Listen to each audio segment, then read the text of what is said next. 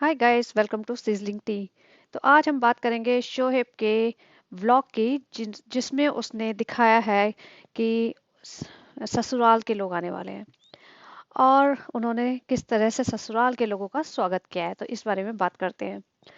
तो सबसे पहले वो बताते हैं, आज दीपी की मासी हैं जो दूर की, जो हैं वो कनाडा में रहती हैं, वो अपने डेंटल ट्रीटमेंट के लिए आने वाली हैं। तो दीपी मैडम जी वेजिटेरियन खाना बना रही थी और क्योंकि वो वेजिटेरियन लोग हैं तो वो वेजिटेरियन खाना उनके लिए बना रही थी।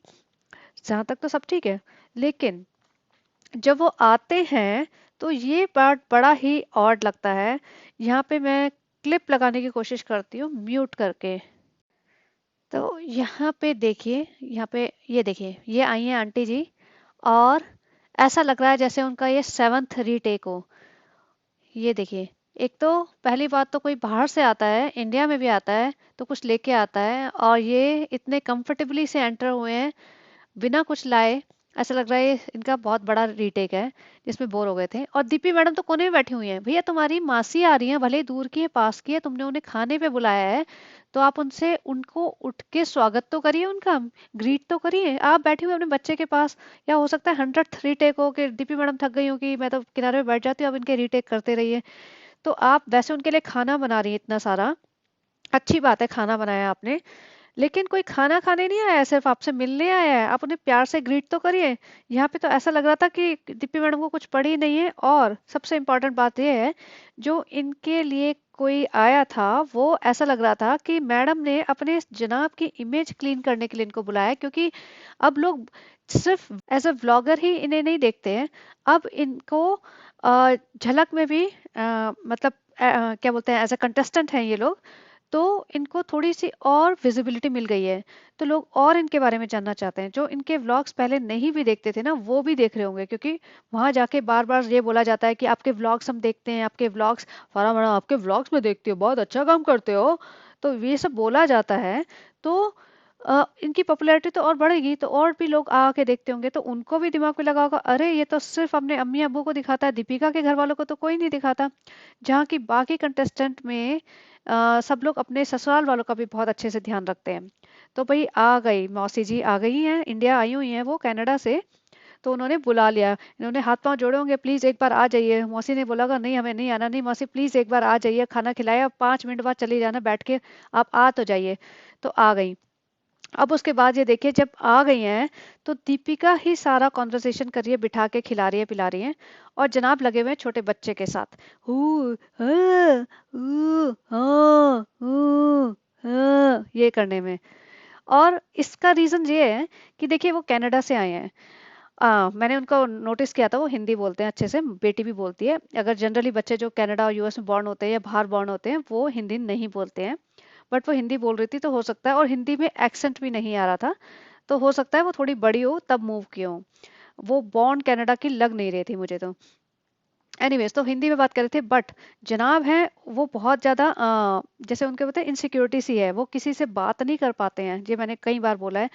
तो जब वो बात नहीं कर पाते, वो नए लोगों से क्या बात करेंगे, ऊपर से उनको डर है भैया इंग्लिश में बात ना करना पड़ जाए, कहीं वो ऐसा ना हो कि वो 2-4 सेंटेंसेस इंग्लिश में बोल दे, वो तो रिप्लाई भी तो इंग्लिश में ही करना पड़ेगा, तब क्या होगा, then he won't be able to answer and then he will be exposed. तो वैसे तो जनाब हीरो बने हुए हैं।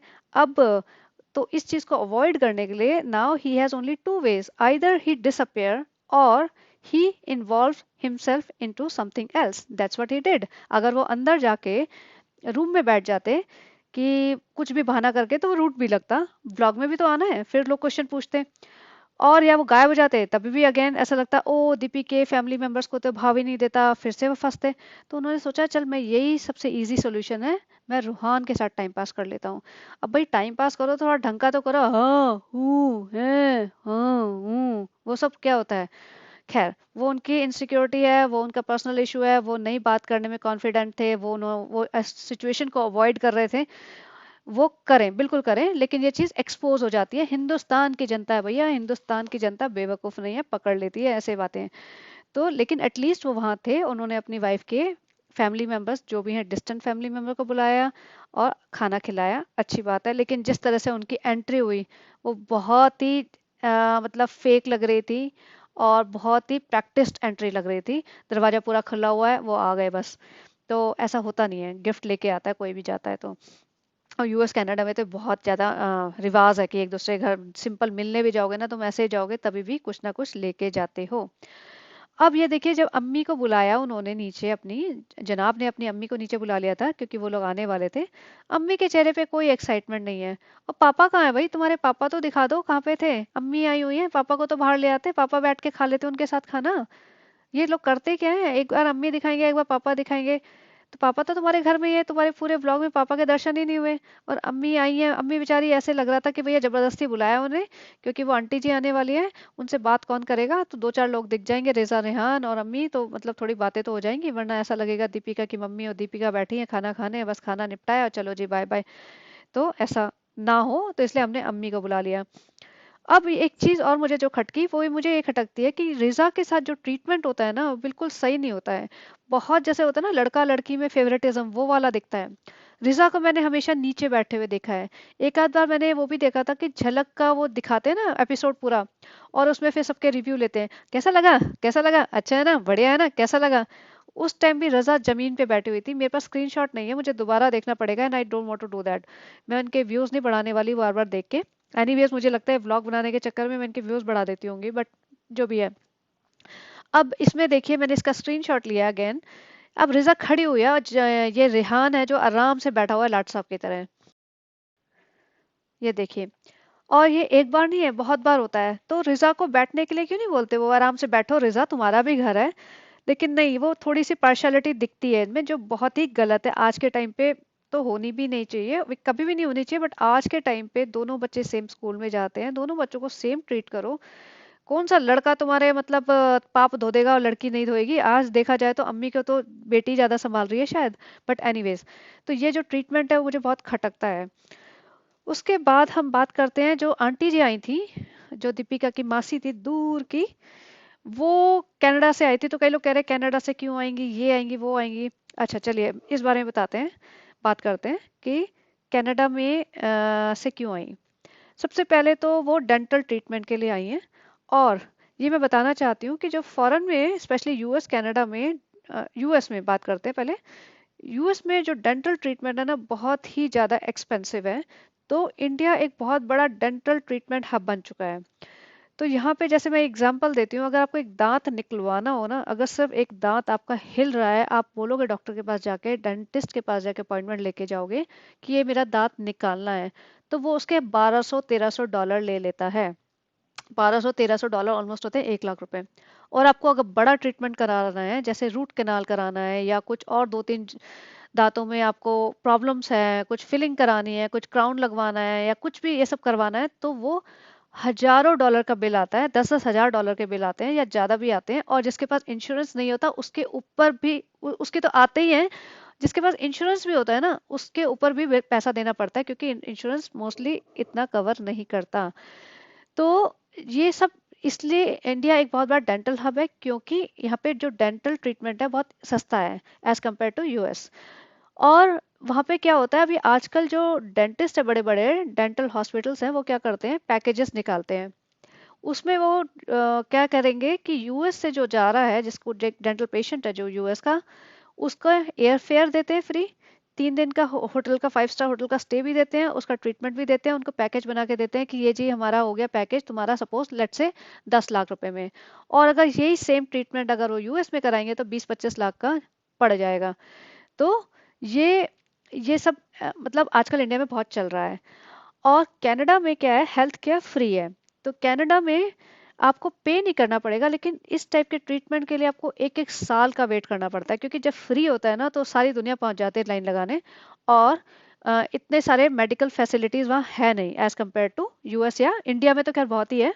यूएस में भी अपॉइंटमेंट लोगे ना, तो वो तुम्हें देंगे अपॉइंटमेंट 3 हफ्ते बाद का या 4 हफ्ते बाद का, या कोई इमरजेंसी नहीं कहेंगे 1 महीने बाद का। तो अब कोई बेचारा दर्द में दांत में कैसे बैठा रहेगा 1 महीने। तो ये सब प्रॉब्लम्स है खैर। तो वो जो आंटी जी आई थी उनका उन्होंने बताया था ना कि 2-3 दिन पहले आई हैं, ट्रीटमेंट हो गया, वो कल जा रही हैं, परसों जा रही हैं, मतलब वो शॉर्ट ट्रिप ही था। तो बेसिकली लोग आते हैं डेंटल ट्रीटमेंट के लिए कनाडा से, यूएस से, इंडिया में, और वो बहुत शॉर्ट ट्रिप भी लगाते हैं depending on their personal preferences. If they have family they go to meet their family members, if they don't they just go for treatment and come back. तो ये आंटी की रीजन बिल्कुल सही था। लोग लिख रहे हैं वो फेक था, ये था वो था, वो बिल्कुल सही था, होगा आराम से, कोई बड़ी बात नहीं है। और लेकिन जो जिस तरीके से आंटी जी, हाँ, दीपिका मैडम लास्ट में बोलती हैं, जब शोहेब और दीपिका लास्ट में बैठते हैं अपने वोट्स अपील करने, सिर्फ 3 हफ्ते बचे, 3 हफ्ते हमें आपका प्यार चाहिए, उसके बाद आप भाड़ में जाइए, आप जो मर्जी करें, हमें आपकी पड़ी नहीं है, तुम होते कौन हो। लेकिन उससे पहले वो बोलती हैं, यू नो व्हाट, शोहेब, वो आंटी ना आपकी बहुत बड़ी फैन थी, और उन्होंने बताया नहीं सामने आके, लेकिन वो बाद में फोन पे बोल रही थी, रियली शोहेब की फैन, शोहेब ने अपनी जिंदगी में, अपने करियर में ऐसा किया है जो इतनी बड़ी फैन थी, वो शाहरुख खान है। और अगर सबसे बड़ी बात, अगर वो फैन थी तो उन्होंने उसके साथ, शोएब के साथ बातें क्यों नहीं की? फैन होता तो बैठ के बातें करती, और बैठती, अरे कैसे करते हो आप, ये क्या करते हो, मैं बहुत बड़ी फैन हूँ, पक्का बोलती है। अगर कोई नॉर्मल फैन भी होता है ना, वो भी बोलता है। बहुत बड़ी फैन में तो लोग दीपिका और दीपिका की मम्मी को साइड बिठा के सिर्फ शोहेब से ही बात करते हैं। ऐसे तो अगर कोई शाहरुख खान के घर जाए, सोचे, और वो शाहरुख खान का फैन हो, और वो शाहरुख खान सेम रूम में घूम रहा हो, और वो खाना खाए बैठ के, और उसकी बीवी से बात करके, और घर में बैठ टाइम पास करके आ जाए, और फिर बाद में बोले मैं शाहरुख खान का फैन, आप एक्सेप्ट करेंगे इस बात को? तो ये तो दीपिका ने जनाब का ईगो बूस्ट करने के लिए कहा था, और पब्लिक को बेवकूफ बनाने के लिए कहा था। कोई फैन वैन नहीं है, वो अपने ट्रीटमेंट के लिए आई थी, इन्होंने रिक्वेस्ट की आप आ जाइए, हमारे यहाँ कोई नहीं आता, मेरी बहनों से, भाइयों से मेरे कोई लेना देना है नहीं, बाकी कोई कज़न को मैंने ज़िंदगी में बात नहीं की है, मेरे पिताजी मेरे घर आते नहीं है, आप आ जाइए ताकि जनाब की थोड़ी सी इज्जत बनी रहे झलक में। तो ये सारा प्रोपागेंडा था जनाब की इमेज क्लीन करने के लिए। और आजकल वो रूहान को इतना ज़्यादा दिखाते हैं, दीपिका मैडम बैठी हुई उसे खिला रही हैं। अब नज़र नहीं लगेगी आपके बच्चे को? जनरली जो नज़र वगैरह में बिलीव करते हैं, वो बच्चे को खिलाते नहीं है किसी और के सामने। यहाँ तो आप 3 मिलियन पॉपुलेशन के सामने अपने बच्चे को खिला रही है कटोरी भर के पपाया, तब नज़र नहीं लगेगी? और खुद ही बताती है इतना सारा खाया, इतना सारा। कोई माँ अपने बच्चे के लिए नहीं बोलती कि इतना सारा खाया, बल्कि खुश होती है, चीज़ें बताती नहीं है ये सब। खैर, जब दीपिका मैडम खिला रही है तो रूहान अपने पापा को देखता है, फिर कोई रिएक्शन नहीं है, फिर इधर उधर देखता है। मतलब पापा के साथ बॉन्डिंग नहीं है। ऐसा नहीं है कि बच्चे में अब है, बच्चा बिल्कुल नॉर्मल दिखता है, नॉर्मल है, लेकिन वो पापा को देख के कोई रिएक्ट ही नहीं करता है, वो नजर इधर उधर फेर लेता है, जैसे कोई अंकल होंगे इधर उधर के। तो वो उनका इंटरेक्शन, उनकी बॉन्डिंग पापा से बहुत कम लगती है। मुझे लगता है जनाब जो इंटरेक्ट करते हैं ना, हाँ हूँ हाँ, बस इतना ही करते हैं, वो भी व्लॉग के टाइम ही करते हैं, इसके अलावा वो करते वर्ते नहीं है। वैसे ही वो आते होंगे, मैं झलक में गया था, बहुत थक गया हूँ जना आज, गाइस बिल्कुल टाइम ही नहीं मिलता। भैया तुम झलक कर रहे हो, दुनिया पता नहीं कितनी मेहनत करती है, कितने काम करती है, और आपको व्लॉग बनाने का टाइम नहीं मिल रहा, जिसमें आप कुछ एक्स्ट्रा एफर्ट डालते भी नहीं हो। वही शूट करते हो कि जो आप झलक में प्रैक्टिस कर रहे हो, किसी चंगू मंगू को पकड़ा देते हो कैमरा, कि इसको वर्टिकली पकड़ के खड़ा रहे, थोड़ा सा मैं नाचूंगा, प्रैक्टिस करूंगा, वही डाल दूंगा। वो भी आपको टाइम नहीं मिल रहा है। तो जनाब आप बहुत बिजी हैं, आप बिजी रहिए। और madam ji, Deepika madam, oh my god, उनके घर में कोई आ रहा है खाना खाने, भैया आप बाल तो बना लीजिए, आप कपड़े तो ढंग के पहन लीजिए। आप अपने जमील भाई को इतने बढ़िया बढ़िया कपड़े देती रहती हैं। आप 2 ड्रेसेस अभी बनवा के लाई थी, जिसमें अजीब सा दुपट्टा ओढ़ लिया था आपने नीले रंग का, वो वही पहन लेती। कुछ तो ढंग से बाल बाल कंग बना लो, कंघी कर लो भैया, आप भी तो हीरोइन हो, जनाब जनाब है तो आप भी तो हीरोइन रह चुकी हैं टीवी की, आपके भी तो फैन हो सकती थी आंटी जी। आप ऐसे क्यों झोले में घूम रही थी, और बाल अपने क्लचर लगाया जी चल पड़े, इनके मतलब क्या ही बोले अब। और जनाब अपनी मम्मी से पूछते हैं, वो सबा वहाँ गई है अपने ससुराल, फिर वहां से वहां जाएंगी, उनके फैमिली में कोई शादी है।